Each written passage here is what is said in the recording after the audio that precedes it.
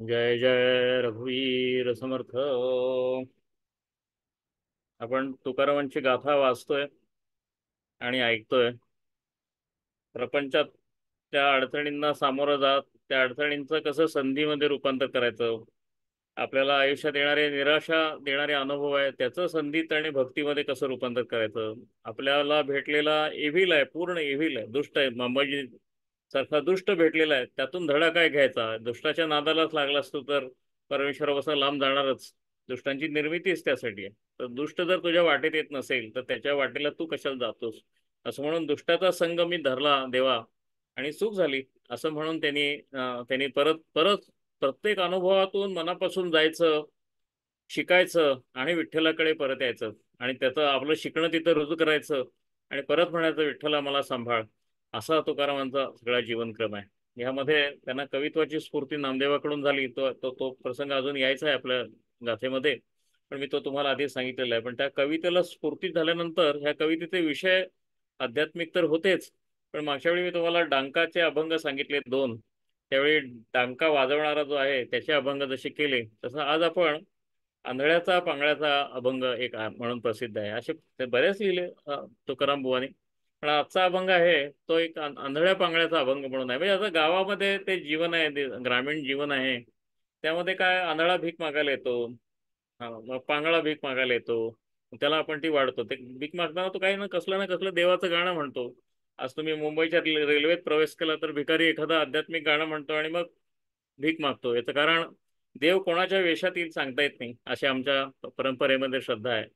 त्यामुळे तो बरोबर तुमच्या समोर हात पसरतो. हात पसरताना देवाचं नाव घेतो. देवाचं नाव घेऊन एखाद्यानं हात पसरला तर आपल्या खिशातली जर काय असेल आपल्याला परवडणारी गोष्ट ती आपण त्याच्या हातावर ताबडतोब टेकवतो. त्याचाच फायदा तो भिकारी घेत असतो, हा भाग वेगळा.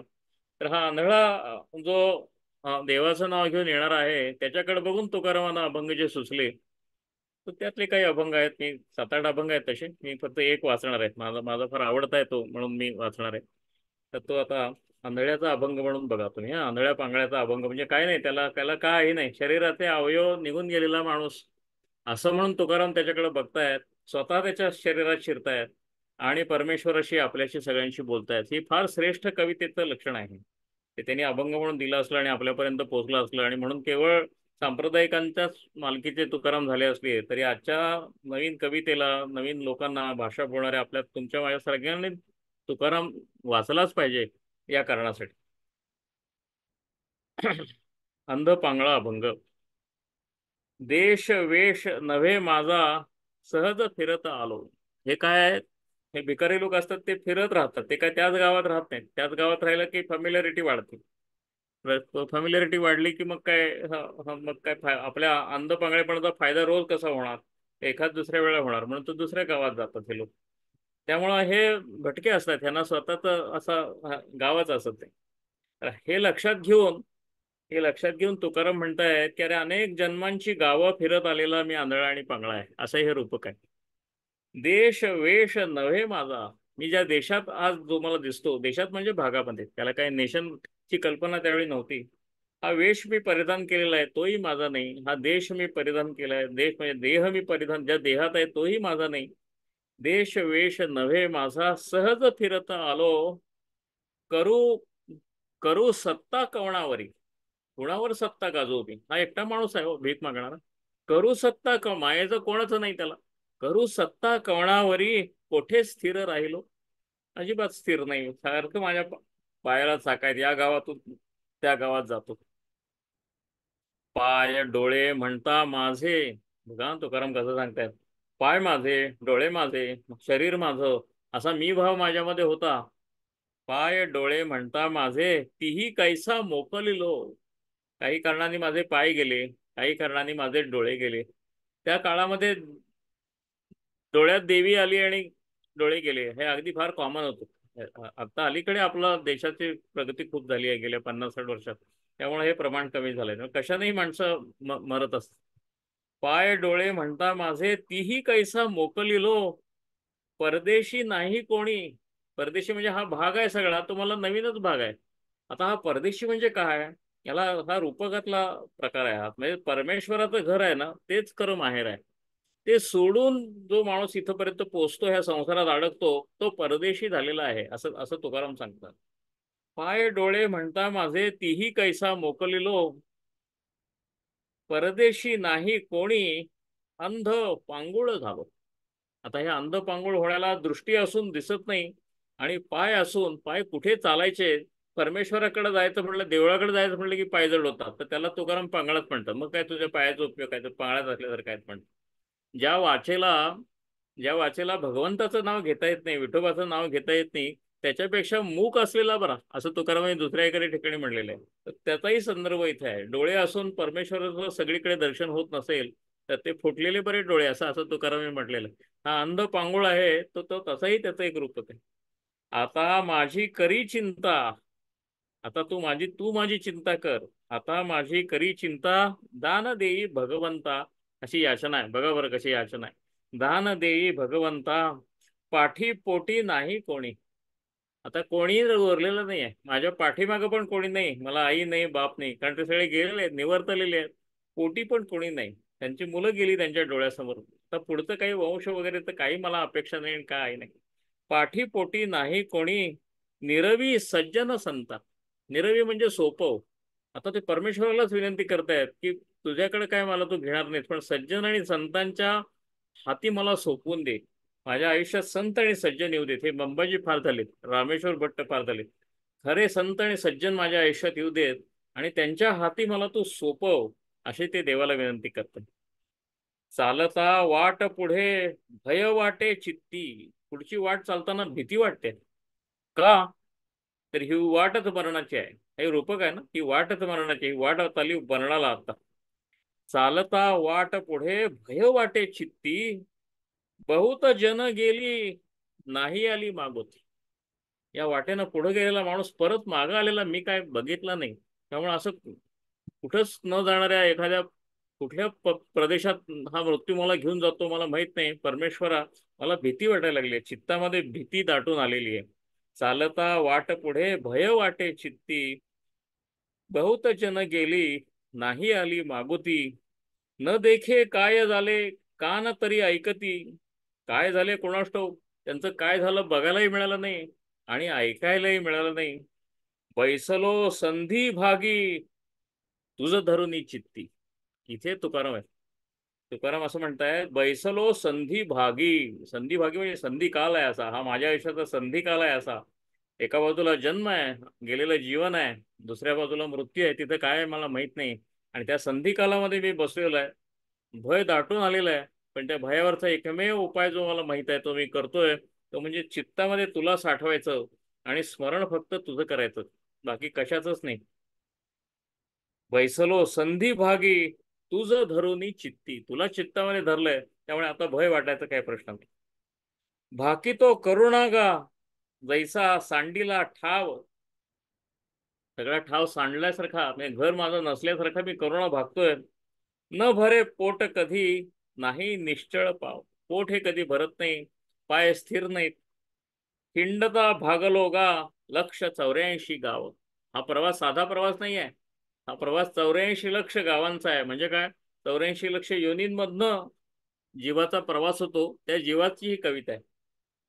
भाकी तो करुणागा, जैसा सांडीला ठाव. न भरे पोट कधी, नाही निश्चळ पाव. हिंडता भागलोगा, लक्ष 84 गाव. धरून राहिलोगा, हाची वसता ठाव. भरवसा काय आता, कोण आणि अवचिता. तैसीच झाली कीर्ती, तया मज बहुता.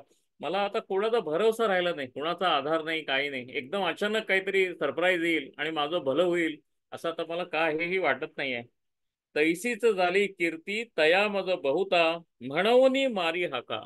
परिस्थिती वाईट झालेली आहे, घाबरलेलो आहे, माझं कोणी नाही आहे, एकटा आहे, अनोळखी प्रदेशात आल्यासारखं वाटतंय, सगळं बरोबर आहे. पण त्याच्यावरचा उपाय तुकारामांचा अतिशय सोपा आणि साधा आहे. म्हणून मारी हाका, सोयी पावे पुण्यवंता. लागली भूक थोरी, एवढी भूक लागलेली आहे, तूची कृपाळू दाता. या भूकेचा उल्लेख फार असा करुण रीतीने सगळ्या तुकारामांच्या अभंगात दिसतो. ही भूक त्यांनी बघितलेली आहे. देवा जाऊ देवाच्या गावा,